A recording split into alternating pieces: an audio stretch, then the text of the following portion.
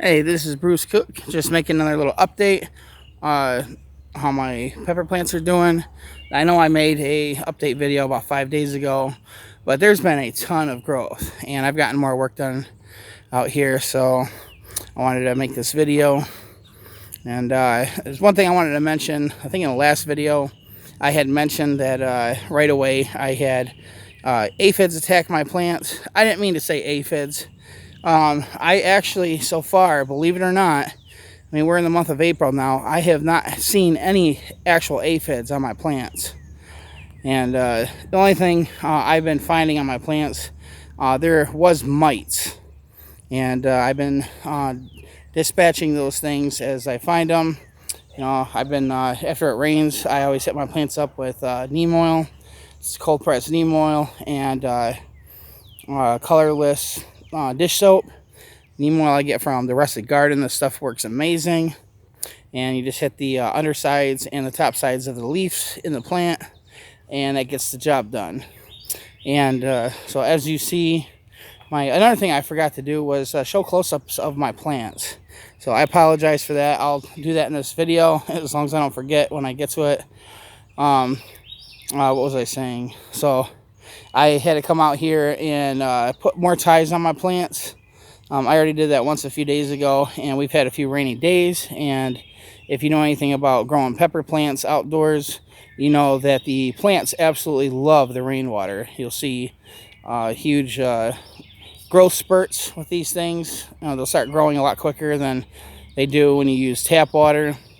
And if the plants are actually fruiting, I mean, if there's already peppers on your plants and they're in the middle of growing, you'll notice a quick jump in size, after it's rained. So, but anyways, I've had to add extra ties because a lot of these plants have grown up way past where I had tied them before, and started leaning away from the plant stakes that I have in these containers. So I had to tie off several of these things. But anyways, yeah, let's show some close-ups. So one thing I want to point out too is you might see some messed up leaves on the bottom above the soil. That's no big deal. That's just chemical burn from wet soil getting onto the leaves, the nutrients inside of the soil. It's not healthy for the leaves to get that directly onto them. You want your roots absorbing that stuff. You don't want the plant itself getting it all over, but that's not a big deal. I mean, it's just the bottom leaves. That was kind of inevitable, but other than that, everything's been super healthy for the most part. So these things have been handling the sun no problem. It was one of the first few days that the leaves on these things were kind of wilting, but it was bare minimal. This little shade cloth tent did a good job of preparing these things for the direct sun. But we'll give you a close-up on this one plant. This was one of the ones that I had to tie off. So I just make a loose loop on there. You don't want to tie it like really tight or anything. You don't have to have it tight enough that the plant is touching the stake. Because, I mean, the whole point of doing this is just to keep the plant growing straight up.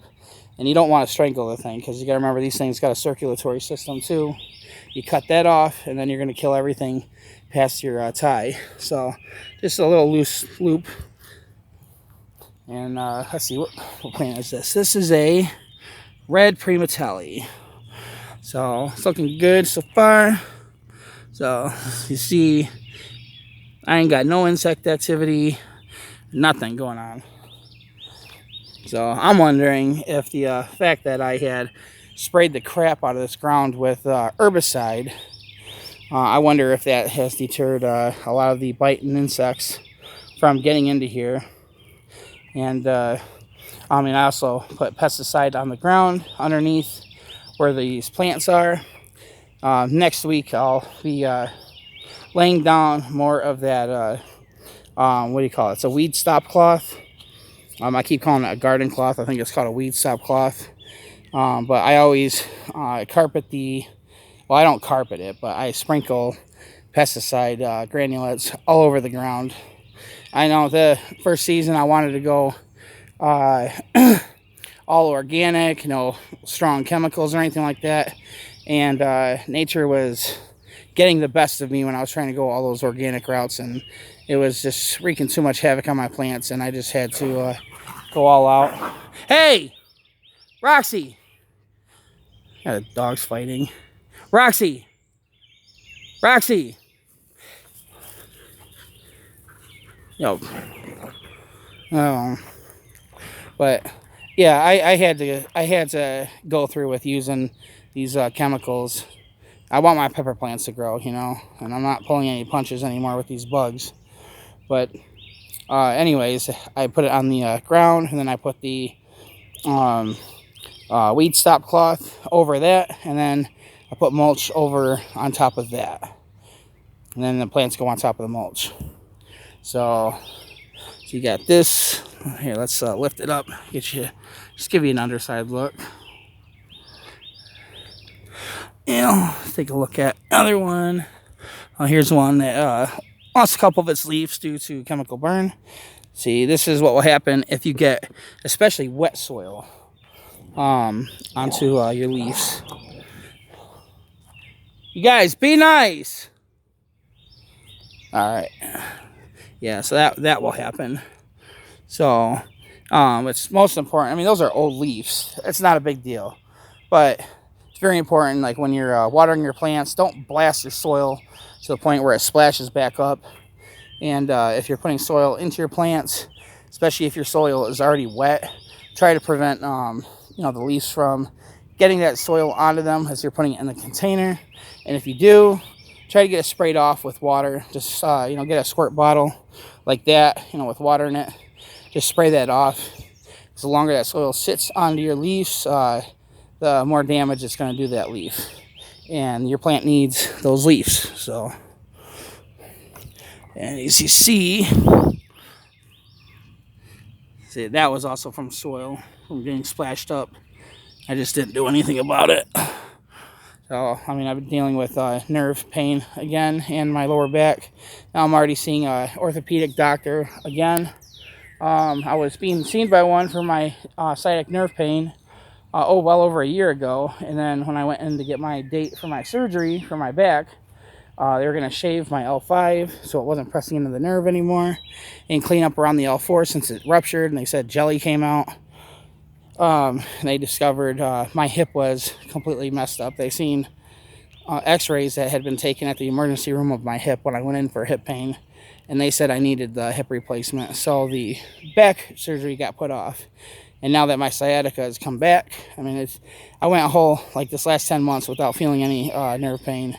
Then it came back. Woke up in the middle of the night, went to roll over, turn over on my left side, felt my lower back pop a couple times.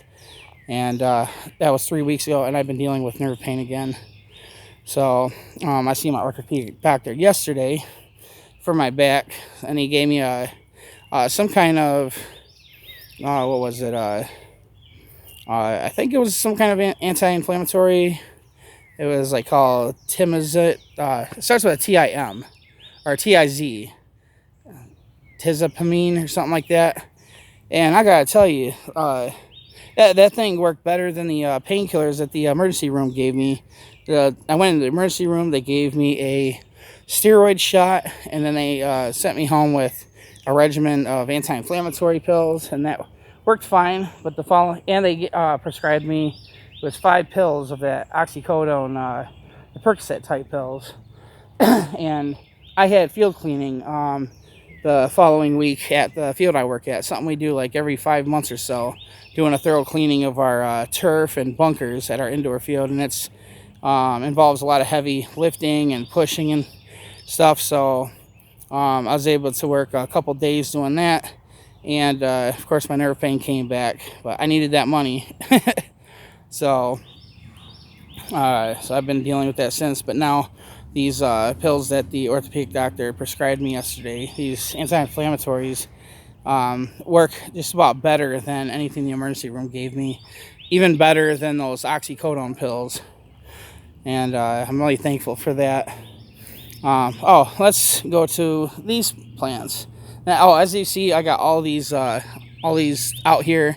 I actually had this finished before the end of the day, the last video that I made.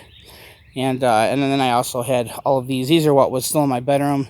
These are all of my mild peppers, the ahi lemon drops, and the red ties. And as you see, these things have grown quite a bit. If you remember, in my last video, I had brought out one of them. I took it out of my grow box in my bedroom. It was still in its red cup. And yeah, these things have grown exponentially.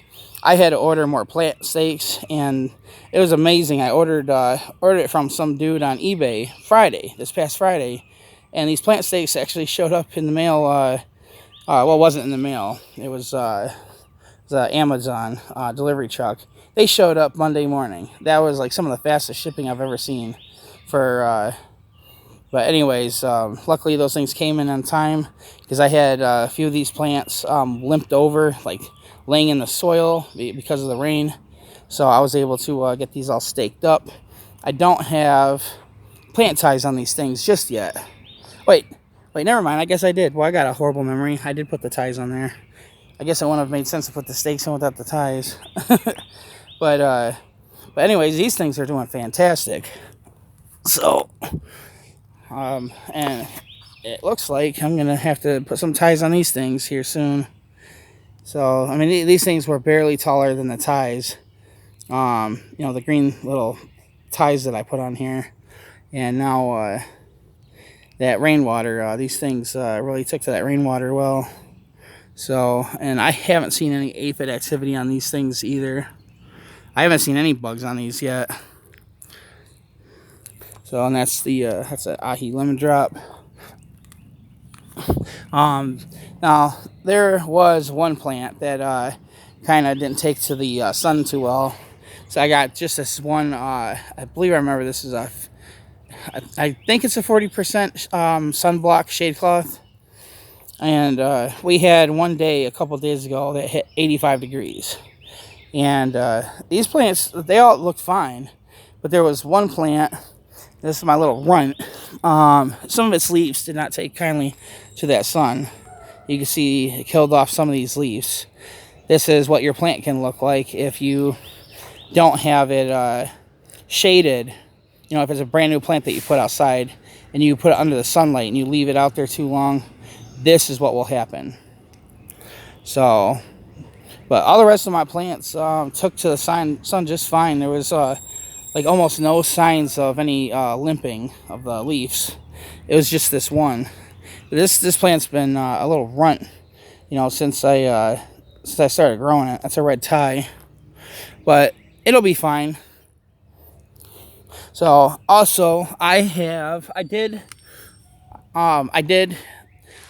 get all the plants hit up with calcium nitrate. That's another thing I got from Gary at the Rustic Garden. And I think I did that the next day after I made the last video 5 days ago. And I just simply, I mix it with water. You use 2 teaspoons of that stuff per gallon. So that's what I did. You know, I had to make more than 1 gallon's worth. But, and then you see there's leftover. It's not that. Let me see. Yeah, see what's left in there is what I had left. And I actually, I used, if you remember, I featured this turkey baster. This is what I used to water my plants in my indoor grow box. And that thing made my life so much easier than the previous seasons when I've been watering my indoor plants. I wish I'd have thought of using that thing. So I went ahead and I used that to insert the calcium nitrate in water. Into soil, because it allows me to get the I don't have to pick up each plant and then pour the stuff in. I can like surgically get that, you know, the end of that thing. I can get it right directly on top of the soil and then squirt it in lightly so it's not kicking up the dirt. So I did that 2 days in a row, because I only put like 1 squeeze worth of water, meaning like if I squeeze the rubber thing on the top and let it suck up water, and then squirt it right back out. That's the amount that I put in each one of these the first day, and then I did it again the next day. Because it did rain that night, and I just wanted to be sure I got enough of that calcium nitrate in the soil, because that helps boost the immune system on these plants, and it also prevents blossom end rot, which means, you know, the end of your leaves rotting. And that stuff is, that calcium nitrate has worked like a charm for me. You know, there's only one season I didn't have it, and I paid the price. I got a lot of blossom end rot on a ton of my pepper plants, but I never had that problem when I did have the calcium nitrate. So I'm thankful I found Gary's, you know, the Rustin Gardens videos, you know, when he showed to use this stuff. That was when I was first learning to grow pepper plants. You know, I had him and some other people to thank, you know, for me learning how to do this properly. You know, that was Gary. I had Chili Chump was another big influencer, and Kangstar. So Chili Chump and Kangstar were the top two people that I had learned in the beginning from how to grow pepper plants. They made tutorials on how to grow plants from seed, and you know, using their advice helped me get this far. And then also last season, probably one of the most important things I learned that made all the difference in last year's productivity was using certain nutrients, and I learned that from Uncle Bull Cow. And that was using blood meal, bone meal, and now I had already experimented with food pellets before. What was that? Osmocote food pellets.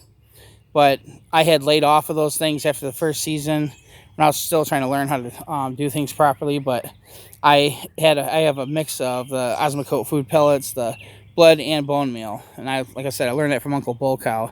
If it wasn't for him, I would not have gotten a fraction of the number of peppers by the end of the season that I did. I had to have pulled in like maybe up to 5,000 peppers during the season last year.